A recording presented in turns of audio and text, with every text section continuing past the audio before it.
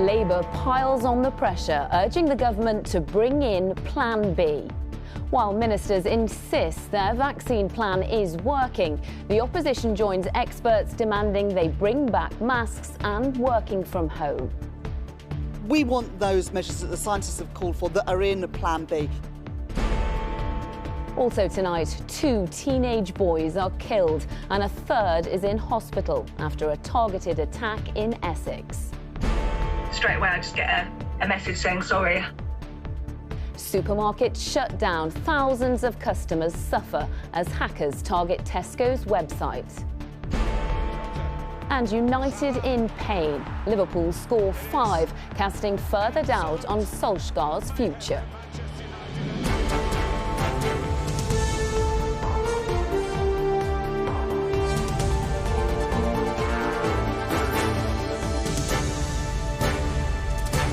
This is ITV News with Lucy Watson.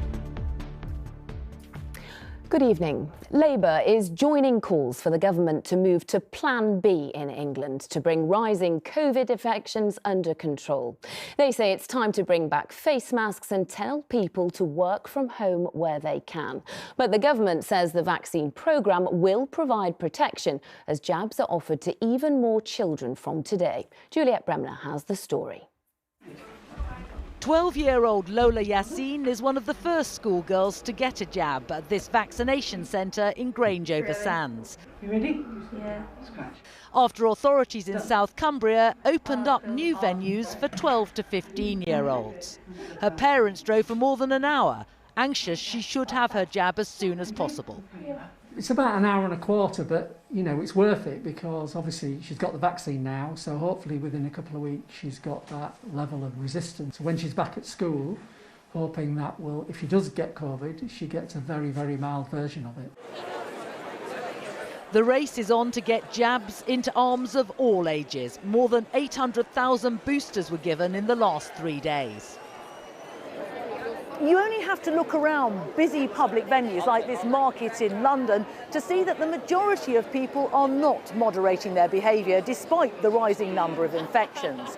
There is a growing chorus of official voices urging the government to bring in more restrictions now before it's too late. Labour finally confirmed today that it was in favour of more restrictions like mandatory face masks and vaccination passports. We want those measures that the scientists have called for that are in Plan B, but we also want the government... Yes, we have said that we want the government to introduce those measures like working from home and the mandating of masks. Scientists want to follow the European example of making masks compulsory in public spaces before a far more severe lockdown's needed. We have to realise we have several times the rates of infection and hospitalisations of most of our neighbours in Europe. And we can do something about it. Rather than waiting for the NHS to be overwhelmed, we should be bringing in these simple measures now. The government remains adamant that a faster rate of vaccination will avoid the need to immediately move to its more restrictive backup plan. Juliet Bremner, ITV News. Rishi Sunak is pledging to put more money into skills and education ahead of this week's budget. Speaking today, the Chancellor talked of investing in public services. Well, David Wood is in Downing Street to talk to us about this evening. David, are we to expect a splash the cash kind of budget then? I think you'd be forgiven for thinking that because we've had a number of spending promises from the Chancellor in the past few days, including £3 billion today for a skills revolution to help people train up for new jobs. But the Chancellor also keeps pointing out we're in a once-in-300-year economic shock because of COVID, and that is very much the backdrop to his budget this coming Wednesday. Labour says the Chancellor should do more to bring down rising living costs, saying that VAT should be temporarily scrapped on household energy bills. But the Chancellor is saying that living costs are going up because of global supply chain shortages as countries come out of lockdown and because energy prices are going up, things he says he can't control. Both of those factors are global factors. We're not alone in experiencing those problems. You know, I don't have a magic wand that can make either of those things disappear. I talk to finance ministers around the world and all of us are grappling with similar challenges. But where the government can make a difference, of course it will and it should. So we've had spending promises from the Chancellor. What we'll find out on Wednesday is exactly how all of those will be paid for and exactly the budgets that different government departments will have for the next 3 years. And a number of sources in different government departments are very worried they won't get the funding they believe they need for the next few years because so much is likely to have to go to the NHS to get our healthcare system through the winter. The Chancellor says this is a budget for the future, but as we've been hearing on this programme, COVID and its problems are still very much present. David, thank you. And we will bring you the budget live here on ITV in a special programme on Wednesday with Tom Bradby starting at 12:15. 2 teenagers have been killed in what police have described as a targeted attack. It happened in the early hours of this morning in Brentwood in Essex. 8 people have been arrested on suspicion of murder. Nick Thatcher is at the scene tonight. Nick, what have police been saying? Lucy, this has been described as a dark day for this Essex town, and as you can see behind me, the cordons remain in place. There's a sizable police presence on the ground, and forensic examinations are continuing in the tent behind me in what Essex Police are describing as a fast-moving investigation. Now, we're just yards from Brentwood High Street, and neighbours report hearing shouting and screaming at about 1:30 this morning. The emergency services were quickly on the scene, but frantic attempts by paramedics couldn't save the lives of these 2 teenagers, both said to be under the age of 18. Now, detectives won't say what their fatal injuries were, but they do believe that this attack was targeted. We do think that the individuals involved knew each other. So although we're keeping very much an open mind and we will explore all possible lines of inquiry, we do think they're knowing each other, and so we think this was quite an isolated incident. Now, a 3rd teenager who was attacked, thankfully tonight we've learned that his injuries are not life-threatening or life-changing. But throughout the day, both friends of these 2 teenagers and indeed local people, neighbours, have come to lay flowers. And as you say, tonight, 8 men remain in custody, being questioned on suspicion of murder. Nick in Essex, thank you. Customers trying to place orders using Tesco's website and app have faced a frustrating 36 hours after both went offline. The UK's biggest supermarket has blamed the shutdown on attempts to interfere with their systems. It's not the first time their online services have been targeted by hackers. The company insists there's no evidence to suggest customer data has been stolen. Helen Keenan has the latest. OK, so I open it up to amend the shopping, and straight away I just get a message saying sorry. Elle is among thousands of frustrated shoppers. It's not available at the moment, doesn't have any further details. Tesco's website hit by hackers, leaving customers unable to buy or amend their orders. I order my mum's shopping for her because she's disabled. Of course, I haven't been able to do that this weekend, and all I get is the message saying come back later, we're experiencing technical problems. Problems first emerged yesterday when they said they were having issues with their website and app. Today, they revealed it was a deliberate attack and an attempt to interfere with their systems.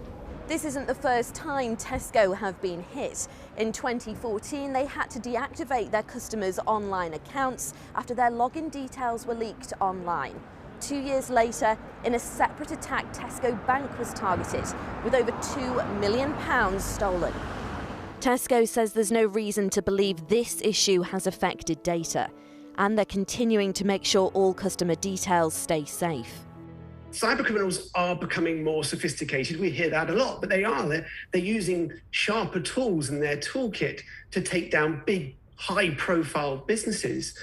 And I think it's a case of not if you're going to get attacked. Unfortunately, we live in a time when it's a case of when you're going to get attacked. And with cyber attacks on companies becoming increasingly common, it shows even Britain's biggest supermarket isn't safe from them. Helen Keenan, ITV News. The husband of Nazanin Zaghari Ratcliffe has gone on hunger strike for the 2nd time to urge the Foreign Secretary to do more to bring his wife back from detention in Iran. Richard Ratcliffe is camping outside the Foreign Office and refusing to eat until the government takes action. Nazanin has been in prison in Iran since 2016. Colombia's most wanted drug lord and leader of the country's biggest criminal gang has been arrested. Otoño, as he's known, was found hiding out in the remote countryside. He was captured in a massive operation involving the army, air force and police. And £72 million worth of Picasso paintings have been sold at auction in Las Vegas. 11 works of art went under the hammer. The most expensive sold for nearly £30 million.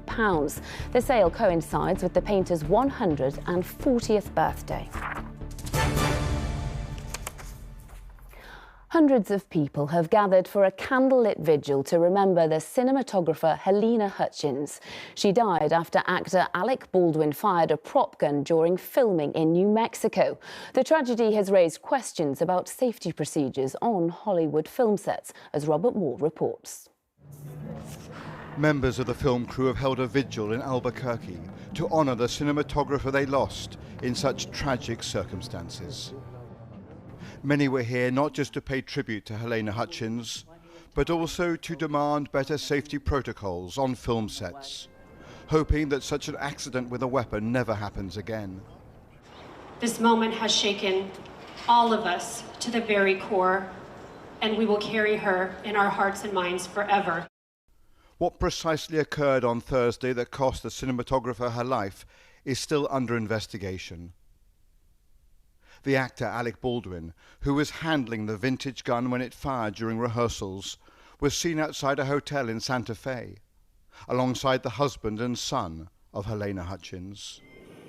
Not far away we watched as the film set of Rust was dismantled. All filming has been postponed, and it remains unclear whether the western, ironically about an accidental death, will ever be completed. The questions being raised after the tragedy here in New Mexico have implications for the entire film industry. Amid tightening budgets, are safety protocols being regularly breached? And will the lessons be learnt? Or on many Hollywood film sets will it be business as usual? Gun props and film supply stores like this one will always be a part of movie making. But the mystery remains of why a deadly round was ever in Baldwin's weapon.